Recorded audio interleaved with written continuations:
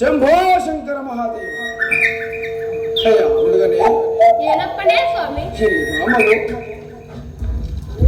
ಅಯ್ಯ, ನನಗೆ ತುಂಬಾ ಬಾಯಾರಿಕೆ ಆಗುತ್ತೆ. ಆದ್ದರಿಂದ ಎಲ್ಲಿಯಾದರೂ ಕುಡಿಯಲು ಜಲವನ್ನು ತೋರಿಸಬಹುದು, ನಿನಗೆ ಪುಣ್ಯ ಬರುವುದು. ಸ್ವಾಮಿ, ದೂರದಲ್ಲಿ ಒಂದು ತೋಟ ಇರುವುದು, ಆ ತೋಟದಲ್ಲಿ ಒಂದು ಬಾವಿ ಇರುವುದು, ಅಲ್ಲಿಗೆ ಹೋಗಿ ನೀರನ್ನು ಕುಡಿದು ಬನ್ನಿ ಸ್ವಾಮಿ. ಅಯ್ಯ, ನನಗೆ ಸ್ವಲ್ಪ ಕಂಡು ಆದ್ದರಿಂದ ನೀನೇ ಬಂದು ತೋರಿಸಬಾರದೆನ್ನಯ್ಯ, ನಿನಗೆ ಪುಣ್ಯ ಬರುವುದು. ಹಾಗಾದರೆ ಬನ್ನಿ ಸ್ವಾಮಿ, ತೋರಿಸ್ತೇನೆ.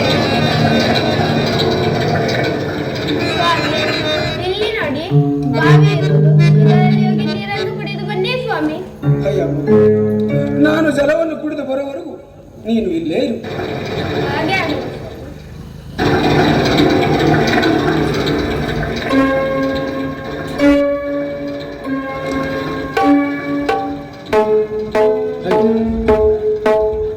ಈ ವನವನ್ನು ನೋಡು, ಎಷ್ಟು ಸುಂದರವಾಗಿದೆ ಅಲ್ಲವೇ?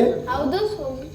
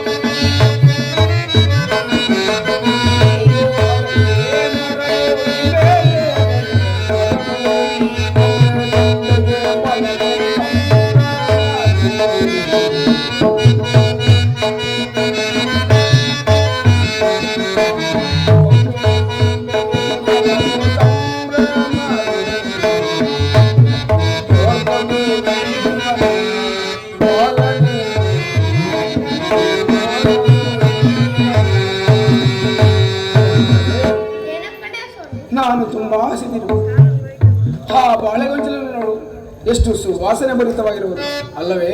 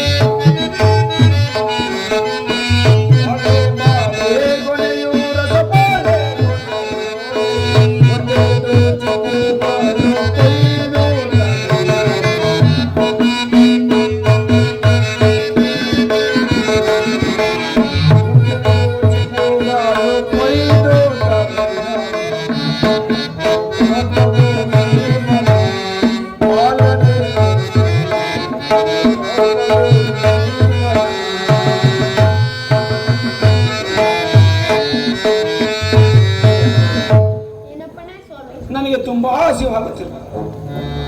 ನಿನ್ನ ಮುಖದ ಕಾಂತಿಯನ್ನು ನೋಡುತ್ತಿದ್ದರೆ ನೀನೂ ಸಹ ಹಸಿದಂತೆ ಕಂಡಿರುತ್ತ. ಆದ್ದರಿಂದ ಅದು ಅಲ್ಲಿ ಕಾಣುತ್ತಿರುವ ಬಾಳೆಗೊಂಚಲಿನಿಂದ 2 ಚಿಪ್ಪು ಬಾಳೆಹಣ್ಣು ಕೊಯ್ದುಕೊಂಡು ಇಬ್ಬರು ಸೇರುತ್ತಿಲ್ಲ. ಸ್ವಾಮಿ, ವರನ ಸುತ್ತು ಪಾಷಾಣಕ್ಕೆ ಸಮಾನವಾದದ್ದು.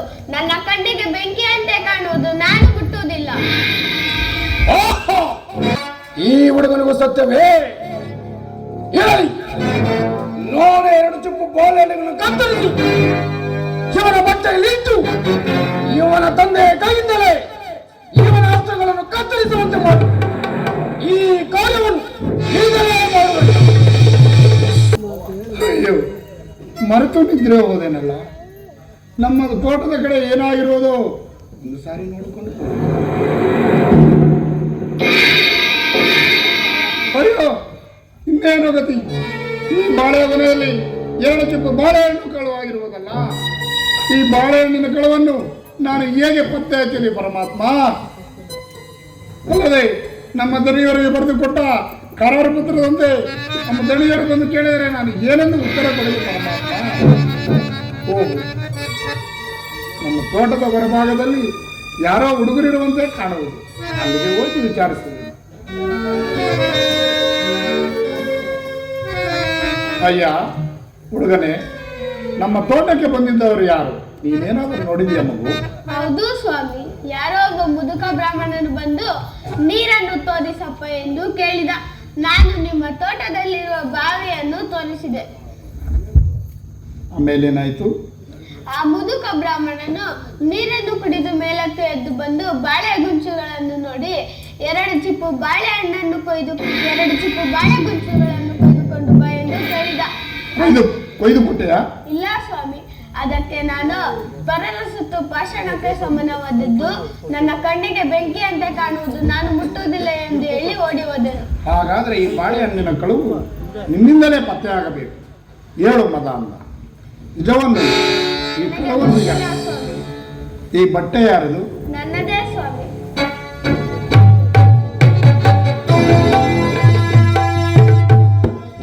ಬಾಳೆಹಣ್ಣು ಹೇಗೆ ಬಂದಿತ್ತು? ನನಗೆ ಗೊತ್ತಿಲ್ಲ ಸ್ವಾಮಿ. ಅಯ್ಯೋ ಪರಮಾತ್ಮ, ಶಿವ ಶಿವ.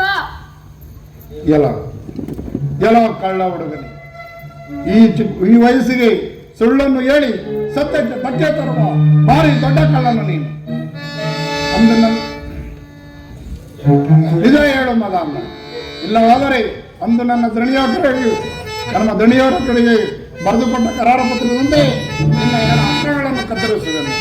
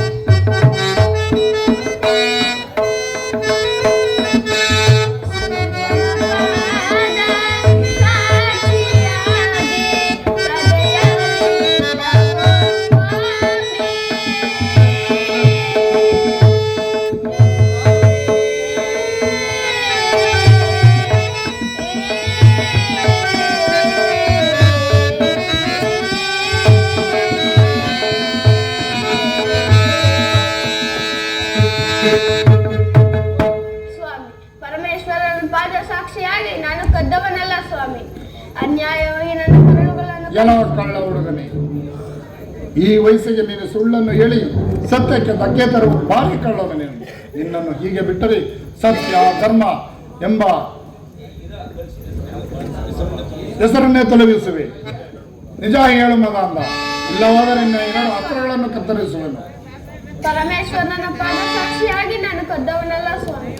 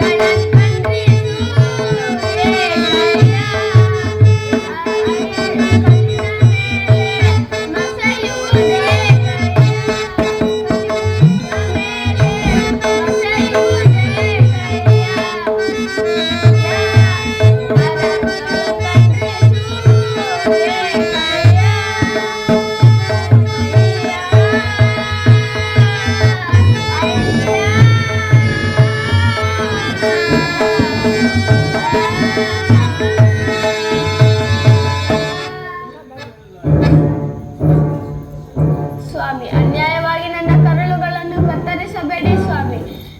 ಸರಿಯಾಗಿ ನಿಲ್ಲು ಮದಾಂಬ, ನಿನ್ನ 2 ಅಸ್ತ್ರಗಳನ್ನು ಕತ್ತರಿಸುವೆನು.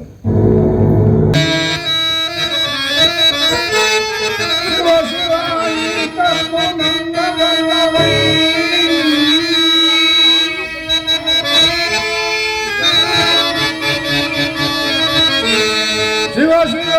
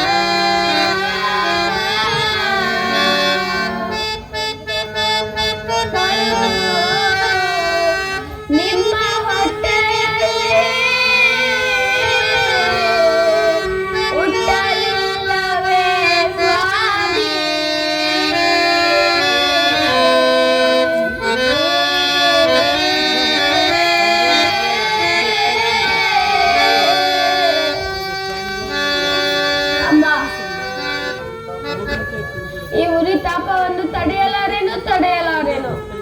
ಎಲ್ಲಿರುವೆ, ಬೇಗ ಓಡಿ ಬಾ ತಾಯಿ.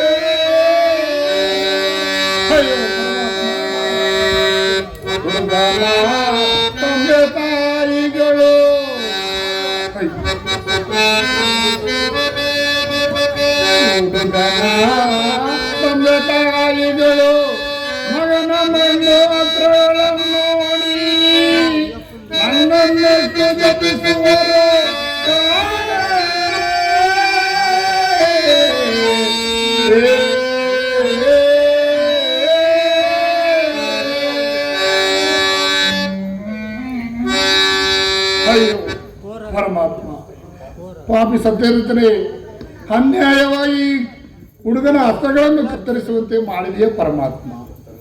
ಈ ಹಸ್ತಗಳನ್ನು ನೋಡಿದರೆ ರಾಜರೇಖೆಗಳು ಚಕ್ರವರ್ತಿಯ ಮಗನ ಚಿಹ್ನೆಗಳಂತೆ ಕಾಣುತ್ತಿರುವುದಲ್ಲ. ಈ ಹುಡುಗನು ಯಾರಾಗಿರಬಹುದು? ಅಲ್ಲದೆ ಈ ಹುಡುಗನ ತಂದೆ ತಾಯಿಗಳು ಬಂದು ಕೇಳಿದರೆ ನಾನು ಏನನ್ನು ಉತ್ತರ ಕೊಡಿ ಪರಮಾತ್ಮ? ಇದೇ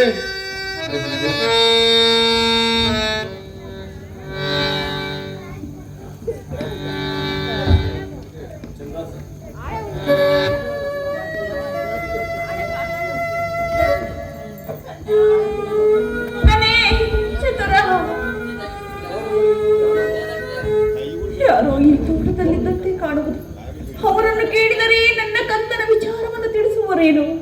ಮಗನೇ, ಶಿವ ಶಿವ, ಇದೇನಿದು? ಈ ಸರುಹದ್ದಿನಲ್ಲಿ ಸ್ತ್ರೀ ರೋದನೆ ಕೇಳಿ ಬರುತ್ತಿರುವುದಲ್ಲ. ಹೋಗಿ ಹತ್ತಿರಕ್ಕೆ ಹೋಗಿ ಕೊಡುವೆನು. ಮಗನೇ, ಕಂದ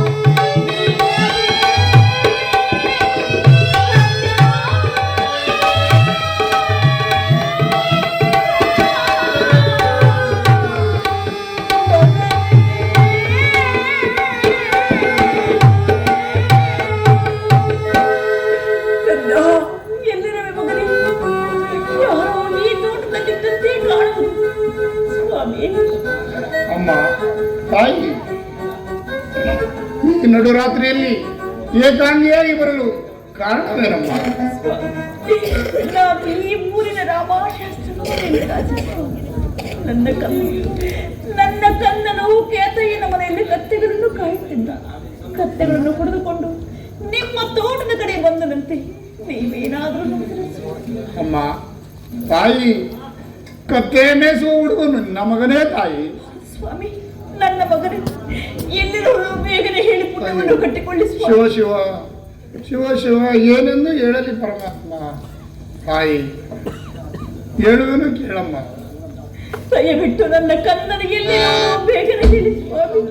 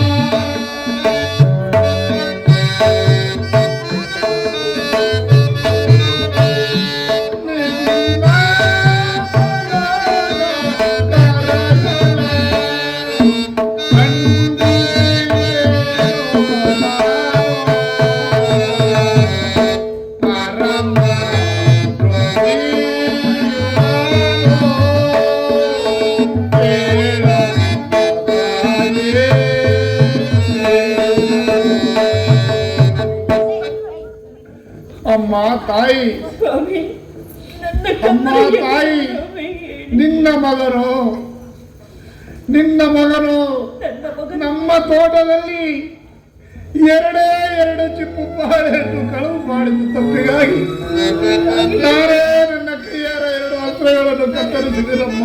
ಆ, ಕಂದ, ಮಗನೇ.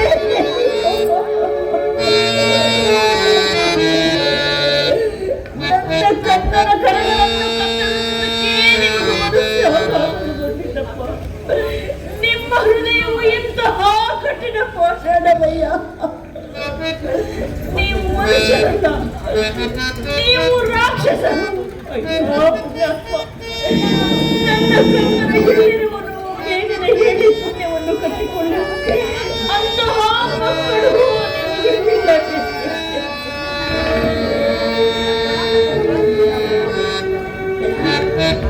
ಅಪ್ಪ, ನನ್ನ ಕನ್ನಡ ಎಲ್ಲಿರುವನೋ ಬೇಗನೆ ಹೇಳಿ. ಅಮ್ಮ ತಾಯಿ, ಈ ರಕ್ತದ ದಾರಿಯಿಂದ ಕುಗಿದಿರುವ ರಕ್ತದ ಬಿಂಬುಗಳನ್ನು ಗುರುತಿಸಿಕೊಂಡು ಒಣಬ ತಾಯಿ. ಮಗನೇ ಚಿತ್ರ, ಕಂದ, ಮಗನೇ ಕಂದ.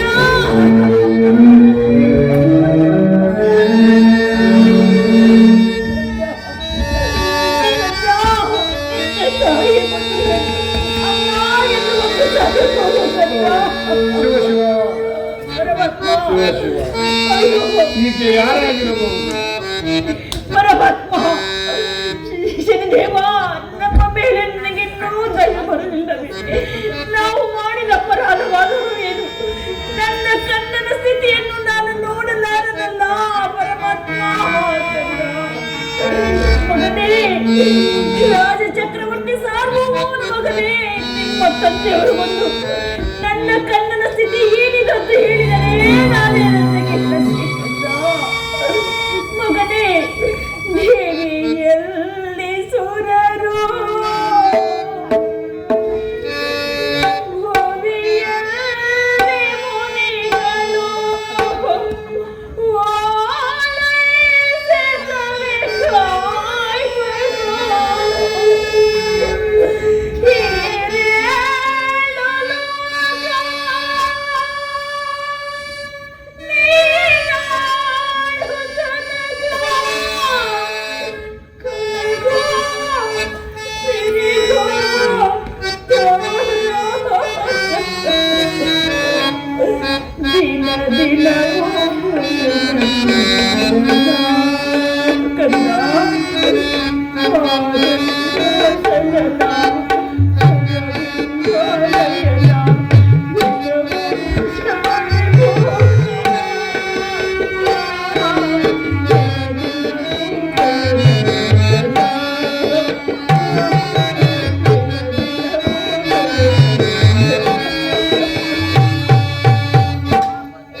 ಕಂದ ಮಗನೇ, ನಿನ್ನ ಸ್ಥಿತಿಯನ್ನು ನಾನು ನೋಡಲಾರನು ಪರಮಾತ್ಮ. ಅಯ್ಯೋ ಶಿವ ಶಿವ, ಈಕೆ ಯಾರಾಗಿರಬಹುದು? ಈಕೆಯ ಮಾಂಗಲ್ಯ ಪ್ರಭಾವದಿಂದ ಈ ವನವೆಲ್ಲವೂ ಪ್ರಕಾಶಿಸುತ್ತಿರುವುದಲ್ಲ. ಈಕೆ ಎಂತ ಮಾಂಗಲ್ಯ. ಅಮ್ಮ ತಾಯಿ, ಯಾರಮ್ಮ ನೀನು? ನಿನ್ನ ಮಾಂಗಲ್ಯ ಪ್ರಭಾವದಿಂದ ಈ ನಮ್ಮ ವನವೆಲ್ಲವೂ ಪ್ರಕಾಶಿಸುತ್ತಿರಲ್ಲ ತಾಯಿ. ಎಂತ ಮಾಂಗಲ್ಯವನ್ನು ಧರಿಸಿರುವೆ ಅಮ್ಮ ನೀನು. ಅಯ್ಯೋ ದೈವ, ಇದೇನು ವಿಚಿತ್ರವೂ ಕಾಣುವುದಲ್ಲ. ನನ್ನ ಮಾಂಗಲ್ಯವು ನನ್ನ ಪತಿಗೆ ವಿನಃ ಅನ್ಯರಿಗೂ ಅಗೋಚರವೆಂದು ನನ್ನ ಲಗ್ನ ಸಮಯದಲ್ಲಿ ಆ ಭವಾನಿ ವಾಗ್ದಾನವಾಗಿರುವುದಲ್ಲ. ಈತರು ಯಾರು ತಿರುಪದಂತೆ ಕಾಣುವರು? ಇಂದ್ರನೋ ಚಂದ್ರನೋ ತ್ರಿಮೂರ್ತಿಗಳಲ್ಲೊಬ್ಬರು, ಅಥವಾ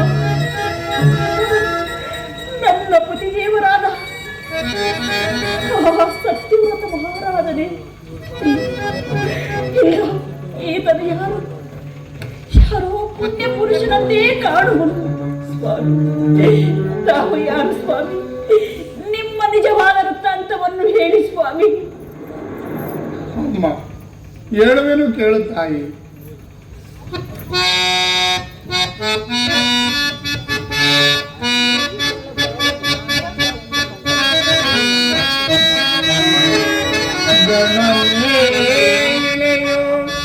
ಕಾಳಿಂಗಪುರದ ಅರಸು ಗಣನೆ ಕಾಳಿಂಗಪುರದ ಅರಸು ಪಾಪಿ ಸತ್ಯರತನಮ್ಮ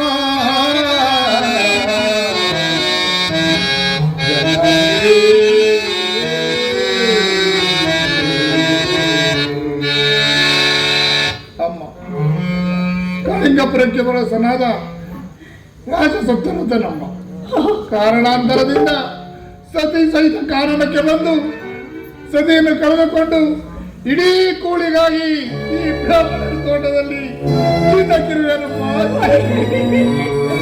ಆದರೆ ಈ ಗುಟ್ಟನ್ನು ಮಾತ್ರ ಯಾರಲ್ಲಿ ಹೇಳಬೇಡ ತಾಯಿ, ಹೇಳಬೇಡ.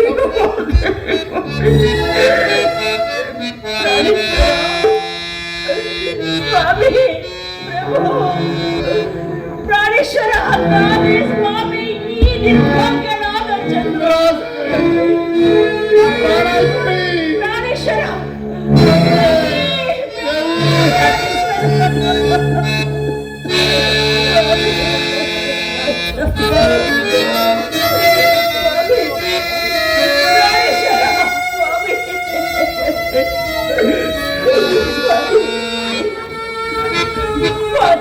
ದೇವನೇ ನಿಮ್ಮ ಪಾದವೇ ಗತಿ ಎಂದಿದು ನಾನೀಗ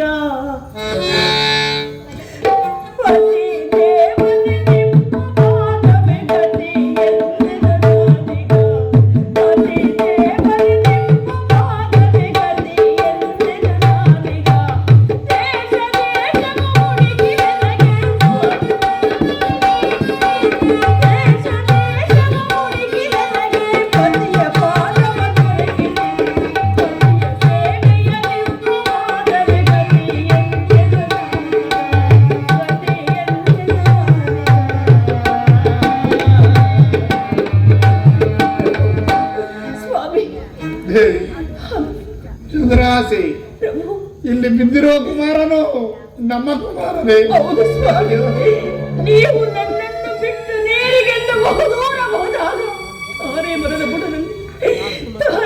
ಬುಡದಲ್ಲಿ ಈ ಕನ್ನಡಿಗೆ ಜನ್ಮಕ್ಕೆ ಸ್ವಾಮಿ ಇವನೇ ಸ್ವಾಮಿ. ಕನ್ನ ಮಗನೇ ಕನ್ನ ಮಗನೇ ಕನ್ನ ಕೇಳು ಕನ್ನ, ನಿಮ್ಮ ತಂದೆಯವರು ಬಂದಿರು ಮೇಲೆ ಕೇಳು ಮಗನೇ ಕನ್ನ.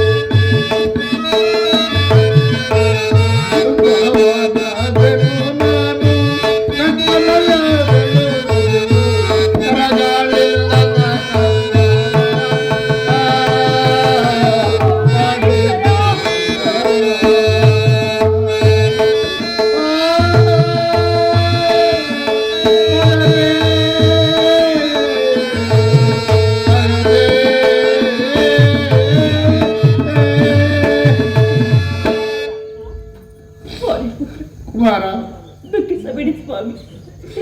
ಅಸ್ಥಿರಂ ಜೀವನಂ ಲೋಕೇ ಸ್ಥಿರಂ ಧನಯೌವನಂ ನಾರಿ ಪುತ್ರಾಣಂ ಧರ್ಮ ಕೀರ್ತಿ ದಯಸ್ಥಿರಂ ಎಂಬ ನೀವು ಚಿಂತಿಸಿ ಫಲವಿಲ್ಲ ಸ್ವಾಮಿ. ನಮ್ಮ ಹುಟ್ಟು ಹೊಡ ಬೀಳುವುದು, ತಮ್ಮ ತಮ್ಮ ಕೆಲಸಗಳಲ್ಲಿ ತಾವು ನಿರತರಾಗುವ ನಡೆಯಲಿ ಕಾಂತ.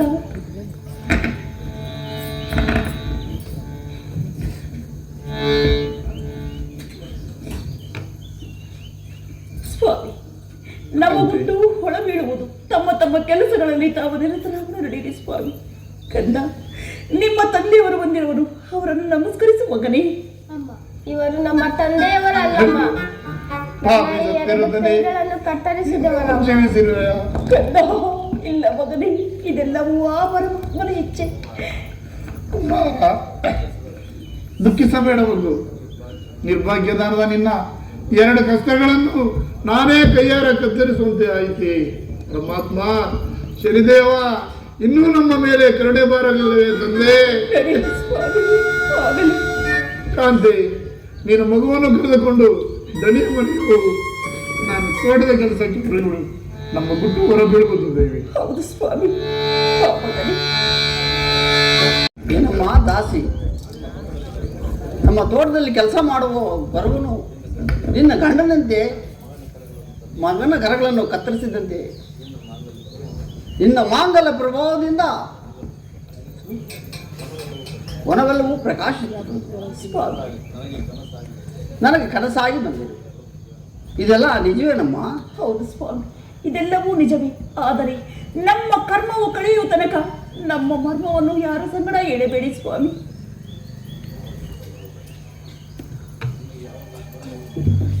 ನಿಮಗೆ ಯಾವ ನಿರ್ಬಂಧವೂ ಬೇಡ. ನಿಮ್ಮ ಕಷ್ಟವನ್ನು ತೀರುವವರೆಗೂ ನಮ್ಮ ಮನೆಯಲ್ಲೇ ಇರಮ್ಮ. ಆಗಬಹುದು ಸ್ವಾಮಿ. ಮನೆಗೆ ನಡೆಯಮ್ಮ.